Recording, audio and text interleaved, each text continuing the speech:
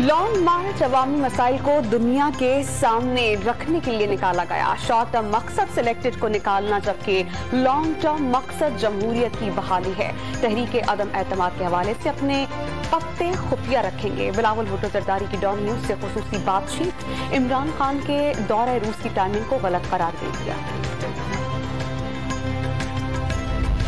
Opposition के रवाबित में तेजी। आसिफ अली जरदारी और मौलाना फजल रहमान के टेलीफोनिक राबते में तहरीके अदम एतमाद जल्द लाने पर इत्तेफाक। पीडीएम सरबराह की नून लीग क़ायद से टेलीफोनिक मुशावरत। सियासी बच्चा कह रहा है गिलानी का इंतखाब ट्रेलर था, अब बड़ी खरीदो फरोख्त करके दिखाएंगे। शहबाज गिल के वार। वज़ीर-ए-आज़म के मुआविन ने मौलाना फजल रहमान के चेहरे पर मायूसी देख ली।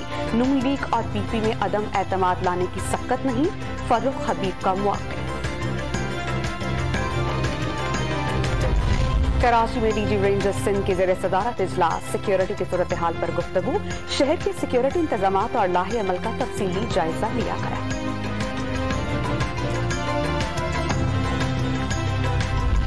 क्वेटा के इलाके नवाकली में फायरिंग से जख्मी एक और शख्स चल बसा। मरने वालों की तादाद 6 हो गई। मरकजी मुल्जिम वली खान गिरफ्तार।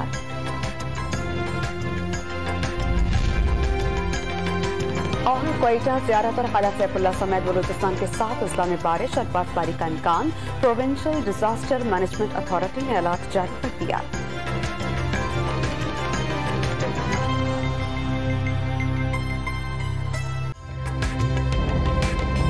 ताज़ा तरीन वीडियोस के लिए हमारा YouTube चैनल सब्सक्राइब करके बेल आइकन प्रेस करिए ताकि आपको मिले हर अपडेट सबसे पहले।